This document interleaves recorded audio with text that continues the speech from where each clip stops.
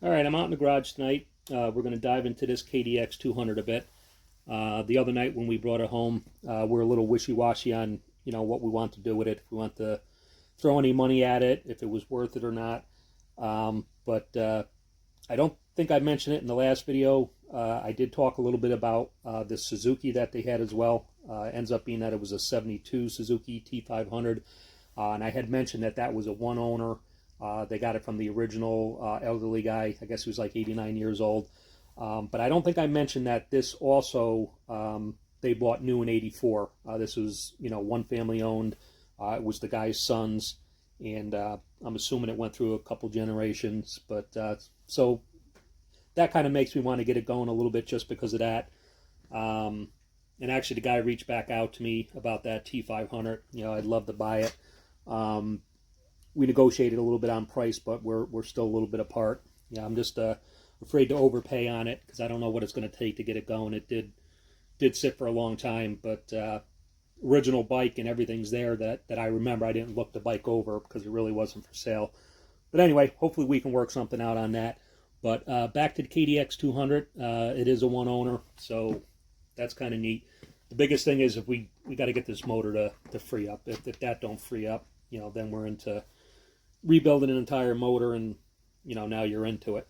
So anyway, I'm gonna try to get this kickstart off tonight and get the broken cover off, take a look inside of there, and then I'm hoping we can get on the other side, on the magneto side, and get a breaker bar on there, and maybe gently try to get the motor to break free. I filled it up, the cylinder up with WD-40 a few nights ago, so hopefully that worked its way in. So I'm going to get into starting to unbolt this.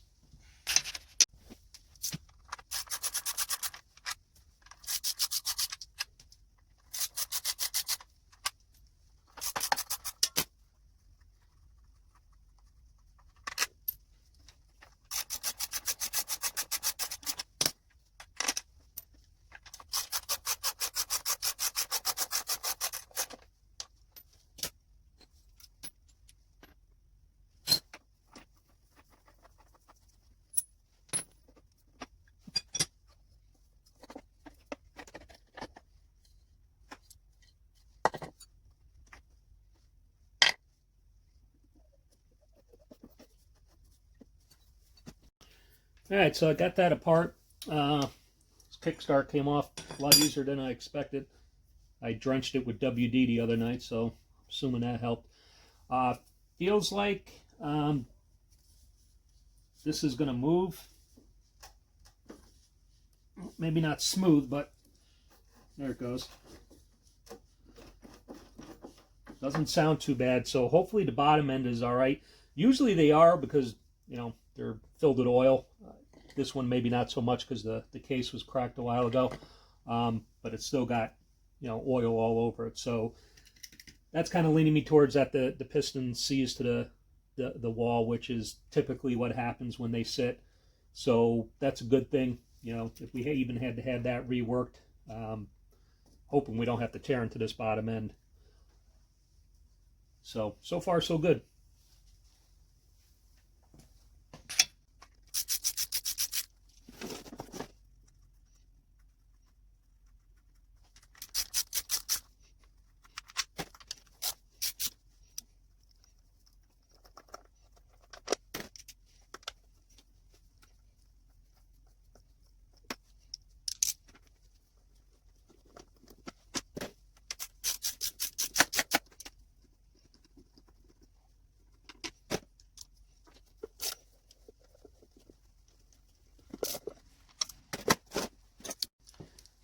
Alright, that's not what I was hoping to see.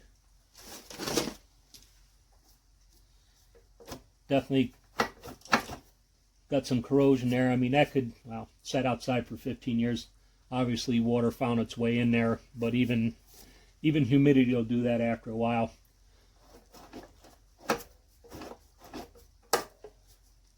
But she wants to spin.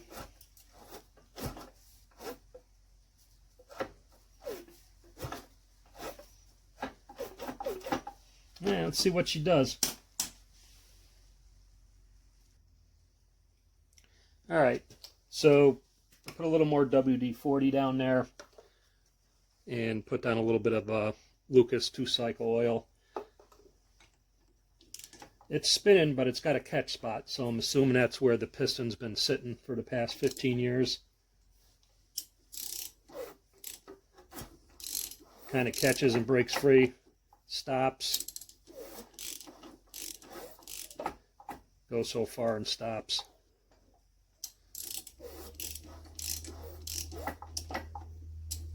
I can feel the oil definitely making a difference. It's not so crunchy. I don't want to run it up and down too many times. Obviously, we're going to have to take the top end apart. You know, it's going to at least have to be honed, if not sent to the machine shop. So we'll see. I'm going to get this motor out. Not going to do that tonight. I'm pretty much probably going to wrap it up there for tonight. I know it's a short video, but just kind of want to update you guys that we're definitely going to dive into this at least a little bit until we can make a better decision. I want to get a look inside that top end. So we'll be back. Might be a few days. It's been a long weekend. It's Sunday late. That's why I'm going to wrap it up. Once you get this tied, there's no sense in diving in this stuff. And before I move forward anywhere else, I have to get my shop cleaned up too. It's way overdue. But look out for a video in the next, hopefully, few days. We'll be getting this motor out, and you know, I could probably take it apart inside the bike, but I'm just going to put it on the bench. That's the best way to do it.